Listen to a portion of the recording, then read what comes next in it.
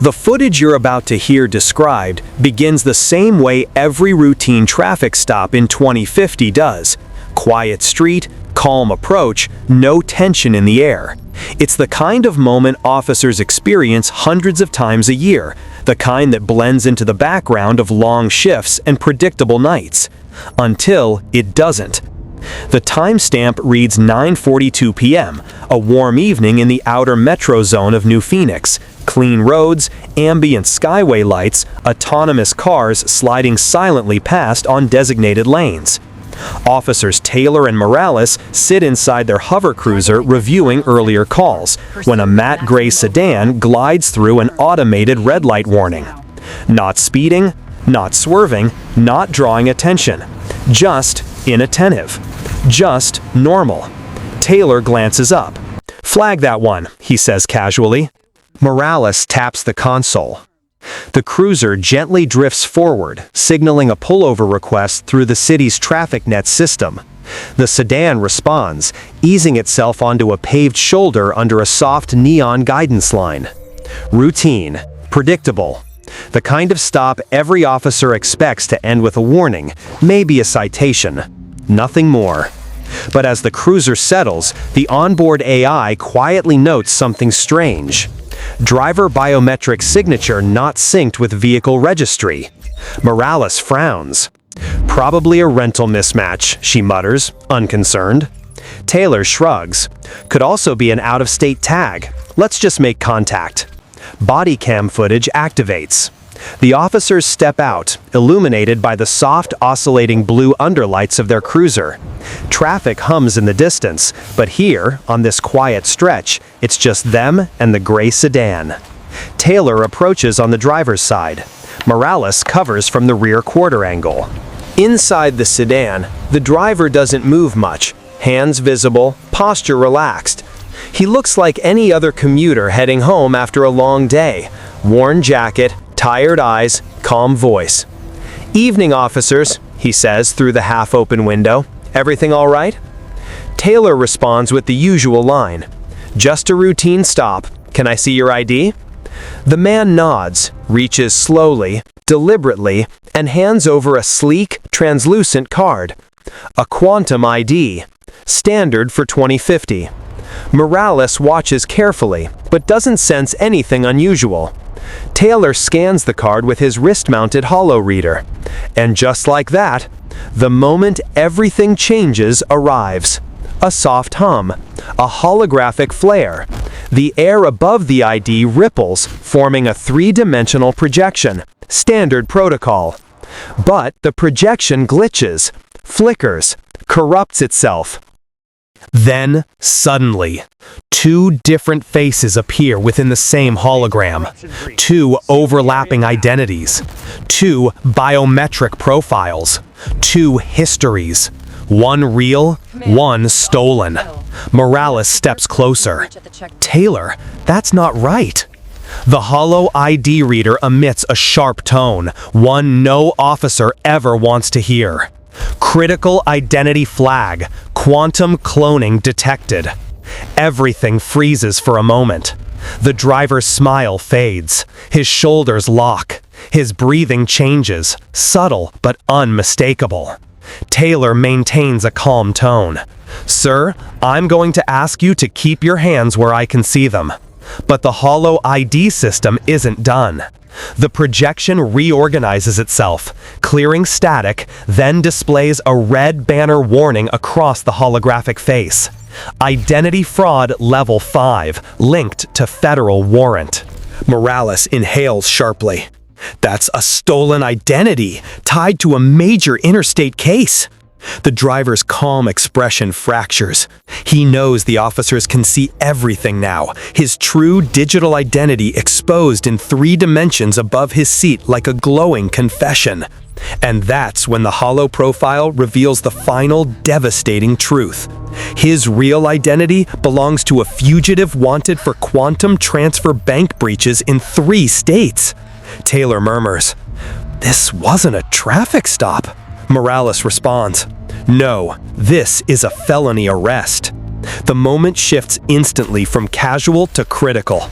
The officers tighten formation. But the Holo-ID does something even more unexpected. A secondary window opens beside the 3D hologram, displaying predictive behavior indicators, an AI-driven add-on recently implemented into the Holo system. And it reads, "Likelihood of flight or resistance, 92%. Taylor whispers under his breath, "He's going to run." Morales steadies herself. But neither officer is prepared for what happens next. Because the Holo-ID, still projecting above the suspect's lap, suddenly renders one more piece of information, something so specific it removes all doubt from the officers' minds. A glowing red silhouette forms across the suspect's torso. Then the system speaks aloud. "Concealed object detected, right hip." A weapon, warm, unregistered, hidden beneath his jacket. Taylor steps back, hand hovering near his holster. "Sir, do not reach for anything. Keep your hands visible." The driver hesitates, his eyes darting to the projection that has betrayed him. For the first time, we see true fear cross his face. Because this routine stop is no longer routine. This simple ID check is no longer simple. This quiet roadside moment has just become the biggest arrest of their month. And they never would have known if the Holo-ID system hadn't exposed everything the second it lit up. What happens next unfolds in seconds, but those seconds become some of the most replayed body cam frames of 2050. Because once the Holo-ID exposed the man's stolen identity, his concealed weapon, and his 92% likelihood of resisting, the officers knew exactly what they were dealing with. But so did he. And criminals in 2050 aren't running on fear alone. They're running on tech. The suspect realizes the game is over. Taylor's body cam captures the moment the suspect's composure breaks. His jaw flexes. His right foot shifts. His fingers twitch. Subtle to most people. Obvious to two trained officers, and impossible to hide from a holographic system that tracks micro-movements in real time. The Holo-ID updates. Muscle tension rise, preparing for flight. Morales whispers, "Taylor, he's about to move." The driver sees the projection. He sees what the officers see. He knows the mask is gone. The Holo-ID flickers again, outlining the objects in his vehicle, standard inventory mapping. The system highlights a wrapped device on the passenger seat, a metallic cylinder tucked into the door panel, a thermal imprint under the floor mat. Nothing overtly illegal yet, but suspicious enough to warn any smart officer. This wasn't just a fugitive. This was someone transporting the tools of his crimes. The suspect's breathing accelerates. Then his eyes cut sharply to the road ahead. Taylor braces. Morales steps on instinct. And the suspect makes his move. The attempted escape stopped before it starts. The suspect slams his foot down, engaging the vehicle's manual override. The gray sedan lurches forward, trying to leap off the shoulder into traffic. But the city's traffic net has already synced to the cruiser's emergency protocol. Two things happen instantly. The sedan's smart brakes lock out. The hover lane ahead illuminates red, disabling acceleration. Instead of rocketing forward, the suspect's car jerks sickeningly and stalls. The Holo-ID announces, "Vehicle escape disabled." The suspect curses under his breath. Taylor moves fast. "Hands where I can!" But the driver goes for the right hip. For the weapon, the scanner already highlighted. His fingers graze the fabric. Morales steps in with flawless timing, grabbing his arm before he unholsters anything. The body cam catches the entire moment. The struggle, the tension, the adrenaline, but above it all, floating in the air, the Holo-ID calmly overlays warnings. Weapon trajectory initiated. Subdual advised. It's surreal. A live hologram giving tactical reality in real time. Within 4 seconds, the suspect is pulled from the vehicle, restrained and secured. But the drama? That's just getting started. The discovery that changes everything. Once the man is out of the car, the Holo-ID system keeps streaming context the way a normal ID never could. It doesn't just show identity, it shows identity history. It reveals: primary ID holder deceased, 17 months. Quantum ID ownership illegally transferred. Linked to financial breach clusters in Nevada, Utah, Colorado. Associated with quantum wallet siphons exceeding 34 million credits. Morales exhales. This guy isn't just wanted. He's the ghost from the 3-state breach case. A case that had been unsolved for more than a year. A case involving an anonymous hacker thief stealing crypto assets through quantum relay stations. A case so notorious that officers across the region doubted the suspect even existed. Tonight, during a routine traffic stop, they found him. Taylor looks at the Holo-ID, speechless. The Holo-ID shows something else. Federal Red Tag Level 7, mandatory custody transfer. Morales laughs under her breath, half shock, half disbelief. We just pulled over one of the most wanted cyber fugitives in the Western District because he rolled a red light? Taylor shakes his head. Because the Holo-ID didn't buy his story. The routine stop becomes a federal case. Backup arrives within minutes. Drones first, patrol units second, federal analysts third. The scene transforms. Hover cruiser lights reflecting off the pavement. Holographic caution lines wrapping around the sedan. Forensic teams scanning every inch of the interior. But one moment takes center stage. When the federal rep reviews the Holo-ID data live. He watches the glitching dual identity projection, the weapon highlight, the predictive tension readouts, the digital inheritance trail of crimes. Then he looks at Taylor and Morales and says, "You two just solved a case we've been chasing across 3 states." Morales nods, still catching her breath. Honestly, the scanner did most of the work. The rep corrects her. No, you trusted it. Most officers don't. The twist no one expected. As the sedan is impounded, the Holo-ID system continues cataloging objects. The metallic cylinder? A crypto key vault. The floor mat imprint? A smuggled quantum router. The wrapped device? A portable cloak field generator. Illegal, high grade. Which means the suspect wasn't fleeing the scene of a minor offense. He was en route to another breach, another crime, another multi-million credit hit.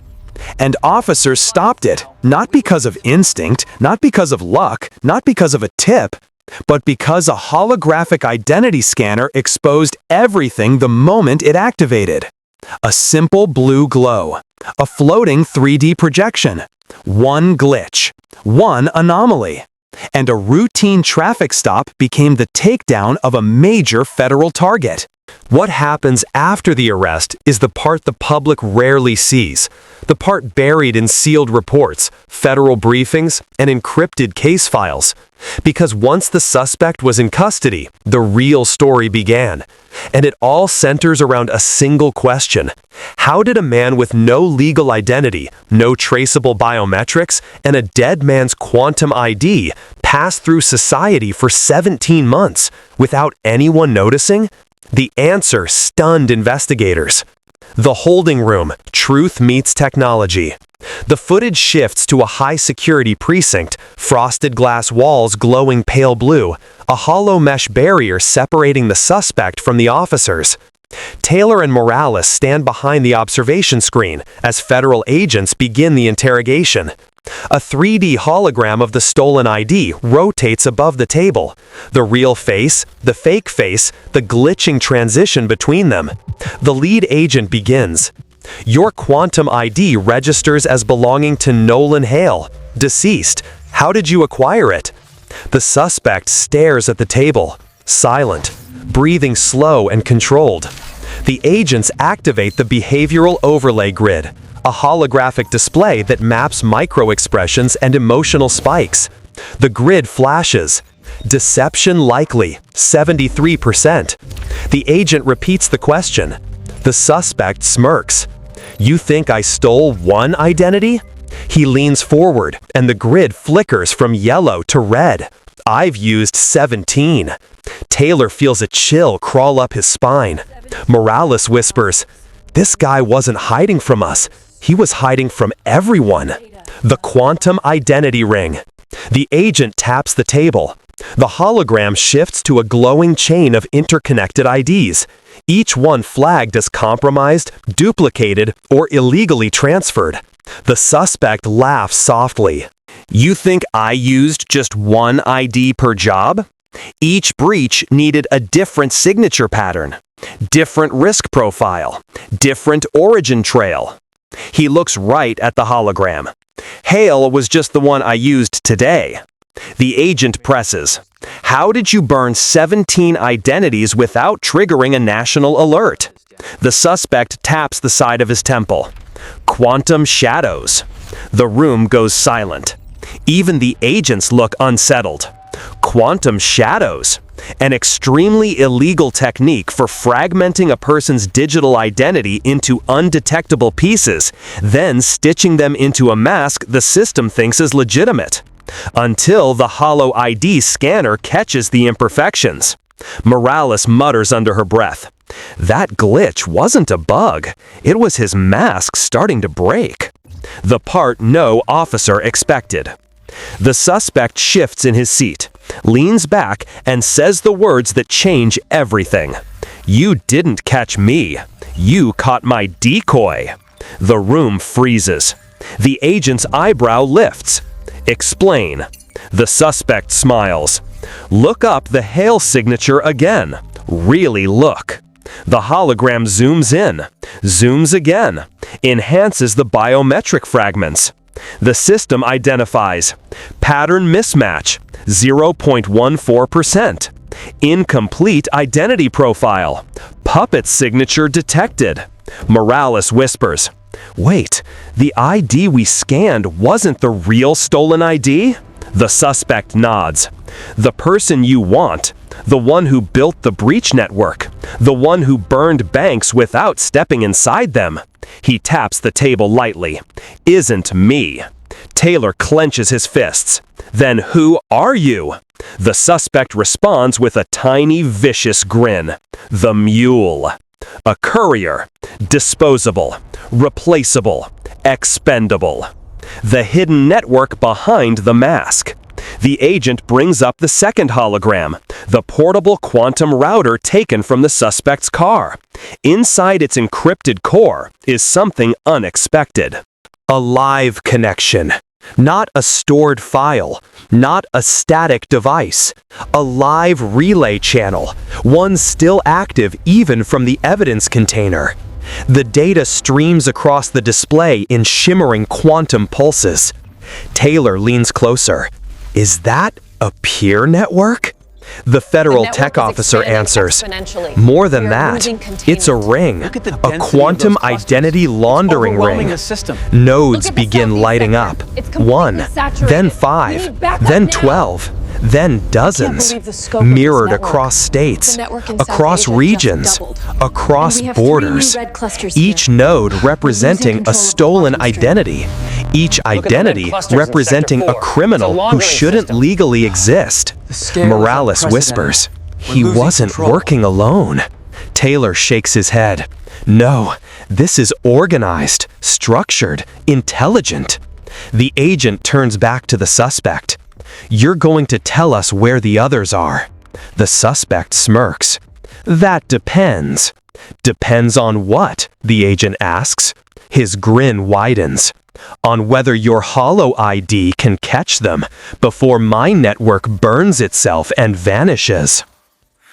A race against disappearing identities. The moment the agent taps the relay link, alarms flare through the hologram. Encryption shift. Network collapse initiated. Identity nodes self-destructing. One by one, the nodes flicker out. Names vanish. Biometrics vanish. Records vanish. It's a digital mass execution of identities. The entire ring is crashing itself in real time. Taylor shouts, "Kill the connection! Kill it!" Too late. When the hologram stabilizes, only one node remains. One. The suspected mastermind. Labeled only as Ghost Node Untraceable. The suspect leans back and says, "You stopped me. Good job." He nods at the one remaining node. But the one who built this, he's still out there. Then, and he knows you're looking now. What happened next became the turning point of the entire case, the moment a routine traffic stop spiraled into a nationwide security threat. Because if the mule was telling the truth, the officers hadn't caught the criminal, they had merely caught the messenger. And the real architect of the quantum ID ring? He was watching. A vanishing identity and a chilling discovery. The interrogation room grows quiet after the suspect's final words. A ghost node. A mastermind with no name, no biometrics, no traceable identity. Just one blinking dot on a dying network. Agent Hargrove turns to the tech analysts. Is there anything we can pull from the last node? The analysts scrub through the Holo-ID's fragmented relay data. At first, everything seems corrupted, pixelated, burned, wiped. But then, a frame freezes on screen. A blurry silhouette. No face, no features. Just a tall figure in a dark coat. The quantum signature scanner tries and fails to resolve the frame. ID profile, null. Biometric match, none. Existence confidence, 42%. Taylor frowns. 42%? What does that even mean? The analyst responds quietly. It means the system isn't fully convinced this person exists. Morales mutters. Then how is he controlling the network? The room falls silent, because no one has an answer. The mastermind's calling card. Agent Hargrove slows the footage again. A single flicker, just 9 frames long, appears in the upper right corner. A symbol. A spiral of intersecting lines glowing faintly blue. The analyst expands it. A geometric pattern emerges, precise, mathematical, unsettling. Hargrove recognizes it instantly. Quantum signature masking. Taylor raises an eyebrow. That a logo? Hargrove shakes her head. No, it's a fingerprint. Morales blanks. A fingerprint? Hargrove clarifies. Quantum masking requires a unique identity signature to anchor its code. This isn't a brand. It's the mastermind's digital fingerprint. For the first time, they have something. Not a name, not a face, but a pattern. A pattern impossible to fake. The Holo-ID system evolves. A federal briefing is called within hours. The footage of the traffic stop, the glitching identity, the mule's confession, the ghost node, the fingerprint, all of it is presented to a panel of national security officials. The conclusion is immediate. The Holo-ID system must be upgraded. Not tomorrow, not next week, now. Because if one man could build an invisible identity network, others could too. A lead engineer explains the new enhancement. We're integrating quantum residual mapping into every Holo-ID scan. Taylor leans forward. What's that? The engineer explains. Even if someone spoofs their ID, even if they use a dead person's quantum signature, even if they mask themselves across multiple identities, he taps a rotating 3D model. They still leave behind a residue, a trace, a pattern in the quantum field that can't be erased. Morales nods slowly. So we'll be able to detect the ghost node's signature if it appears again. The engineer smiles faintly. Exactly. But then he adds, unless he evolves first. A chilling thought. The mule breaks and reveals the final clue. Back in holding, the mule sits alone. Defeated. Shaking. Morales enters the room with Agent Hargrove. The mule doesn't look up. Hargrove begins. The network collapsed. Your ring is gone. You're facing federal charges. The mule lets out a hollow laugh. You think I care about the ring? We were disposable. Morales steps forward. Who is he? The mule stares at the wall. Then whispers. You call him the ghost node. But we called him something else. Hargrove waits. The mule finally answers. The architect.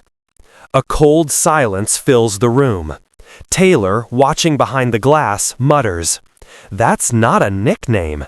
That's a title." The mule continues. He didn't steal identities. He designed them. Morales frowns. Designed?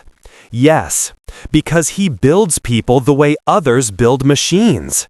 He leans toward the table. Every identity you traced, not stolen, manufactured. Taylor feels the weight of those words. This isn't identity theft. It's identity construction. A digital puppeteer creating people who never existed. The twist no one expected. Morales stands abruptly. We need every record of the architect, now. But the mule finally reveals the part that freezes the entire room.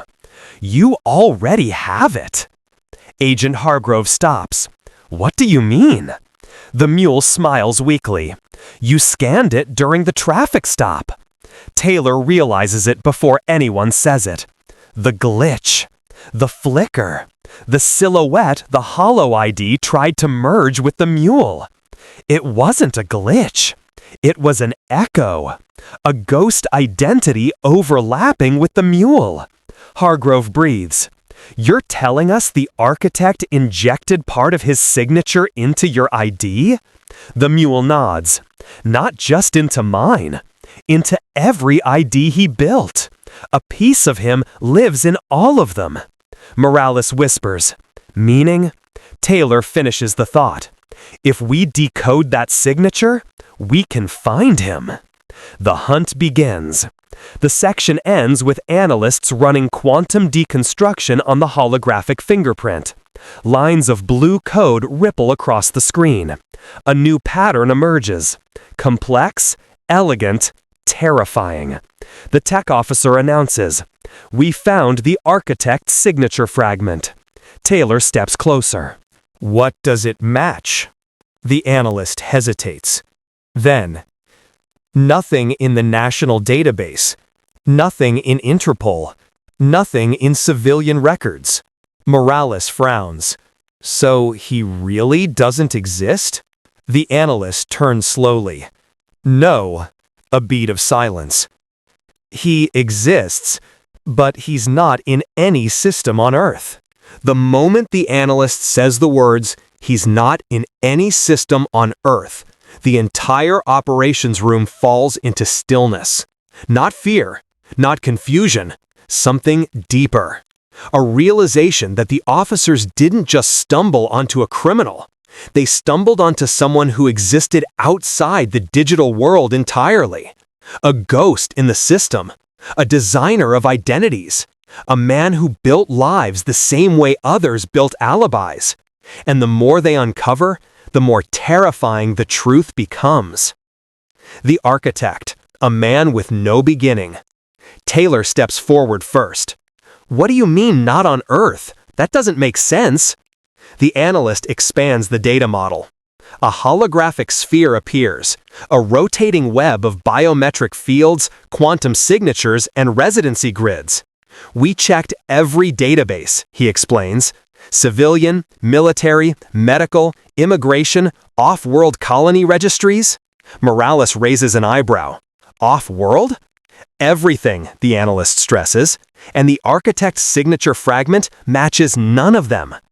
Agent Hargrove narrows her eyes. So who the hell is he? The analyst taps the floating grid. The lights dim, vertices glow red. The entire sphere ripples with incomplete data, a digital void where an identity should be. Then he says something that feels impossible. This quantum pattern wasn't created for a person, it was created by one. Taylor stiffens. Meaning? The analyst meets his eyes. The architect built his own identity signature from scratch. Silence. Not stolen, not hacked, not forged. Designed. The shockwave through federal agencies. Word spreads fast.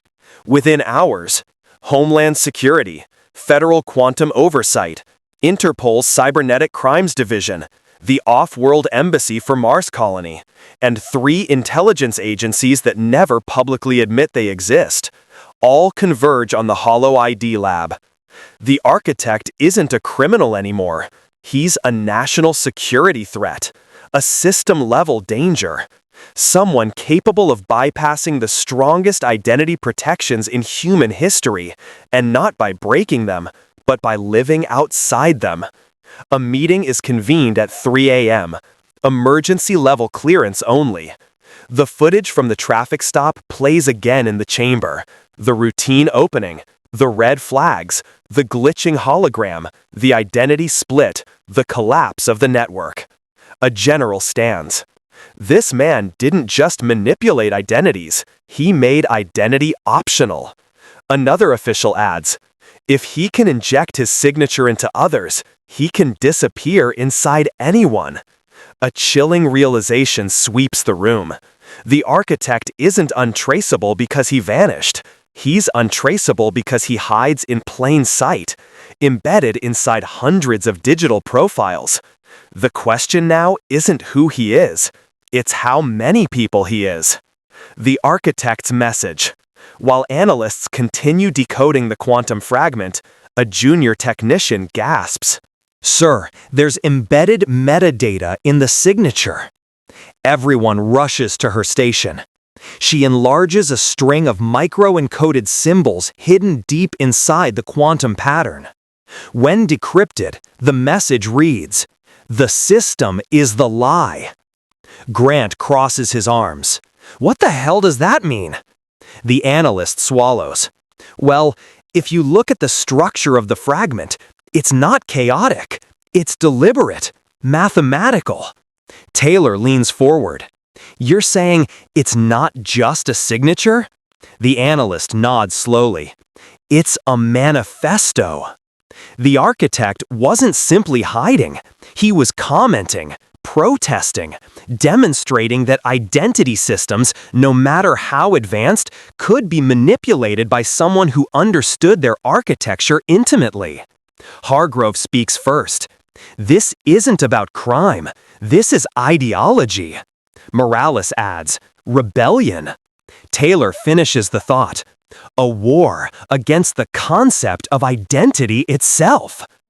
The master plan begins to unfold. At 4:32 a.m., alarms blare across the lab. The ghost network map, the one they thought collapsed, begins lighting up. Not one node, not two, hundreds, all pulsing with the architect's signature echo. Taylor's voice cracks.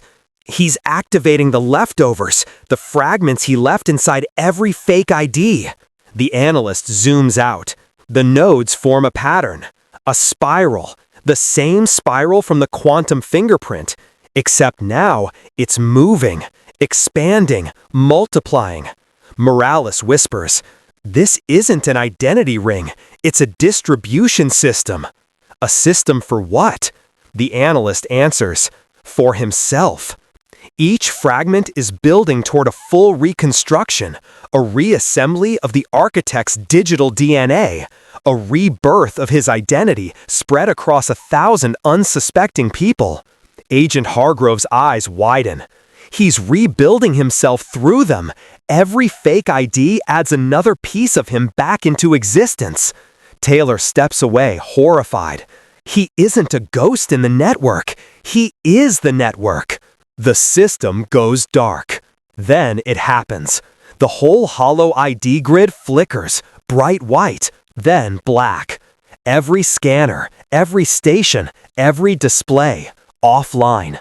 No data, no signatures, no identification capabilities. Just a single line of text blinking through the darkness. Can you prove who you are? Morales shivers. The architect's challenge. A question not aimed at the government, not at police, but at the world. Because if identity can be designed, stolen, rewritten, distributed, or erased, what does it even mean? Agent Hargrove breaks the silence. Find him before he finishes whatever this is.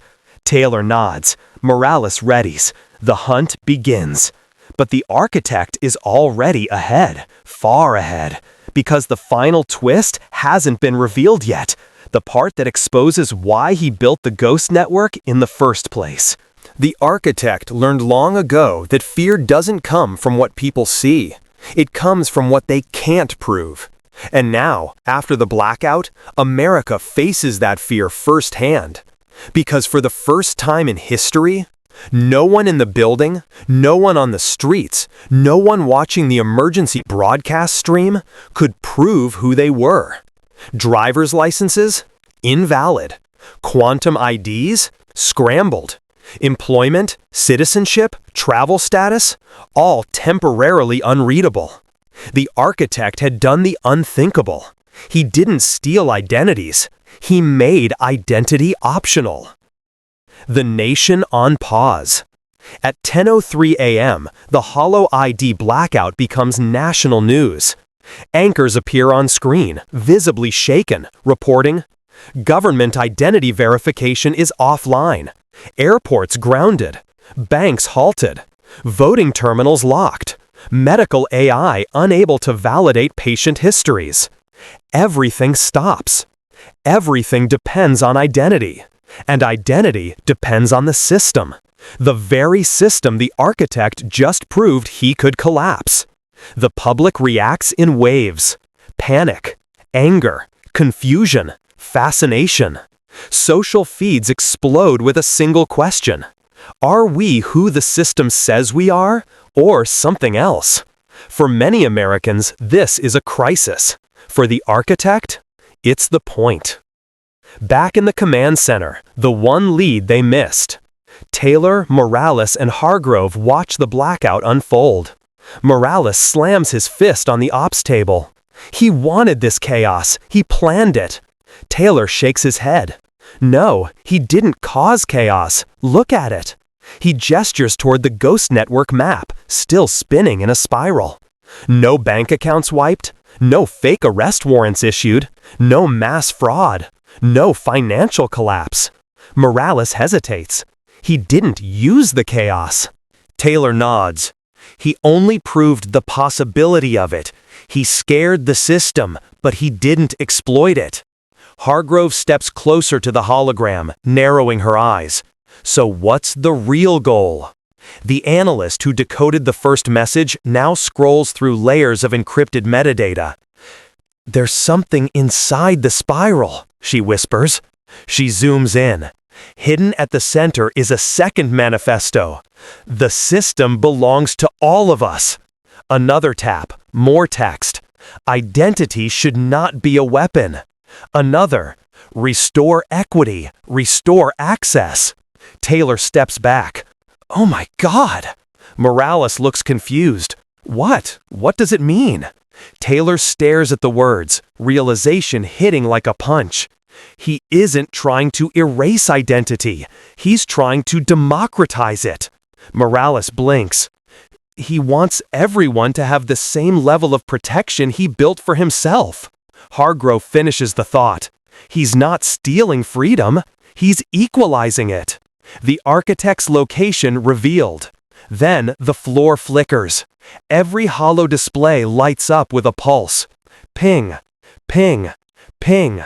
Not from the network, from outside the building. A single Holo-ID signature, rebuilt, complete, fully formed, appears at the edge of the command center's geofence. Taylor's heart stops. It's him. Morales grabs her rifle. He came here? Why? Hargrove stays eerily calm. To finish the message. Security alarms blare. Officers sprint to containment positions. Drones deploy. But the architect walks calmly up to the entrance. Unmasked, unhidden, unarmed. A man who shouldn't exist standing in the doorway, waiting to talk. The final conversation. Taylor, Morales, and Hargrove step outside. The architect smiles gently, not arrogantly, but knowingly. You ran my ID, he says. You saw the flaw. Taylor keeps her stance rigid. You attacked the entire digital backbone of the country. He shakes his head. I exposed a flaw in a system you trusted too much. Morales snaps. You endangered millions. The architect meets her eyes. No, I proved you were already in danger. He steps forward, but slowly, respectfully. The system you rely on, he says, can be bent, broken, stolen, erased. Not by me, by anyone with enough knowledge. He lifts his wrists, allows himself to be cuffed. Arrest me if you must, but understand, I didn't create the vulnerability. I revealed it. Taylor exhales, torn. You built the ghost network. You built identities that don't exist. The architect nods. To show you the truth. No one's identity should be fragile enough to steal. Not mine, not yours, not anyone's. Morales mutters, so what was the blackout for? His answer is quiet but earth-shattering. To give people back the power to define themselves, and to force the world to fix a system that was broken long before I touched it. The system reboots with a warning. As the architect is taken into custody, the Holo-ID grid flickers back online. All identification restored. All records intact. Nothing stolen. Nothing erased. But one final message appears on every Holo-ID scanner across America. Identity is not technology. Identity is human. Protect it. Signed simply, the architect. Epilogue. The Holo-ID revolution. In the months that follow, quantum ID protocols are rewritten. Public oversight boards are formed. Identity rights become national conversation.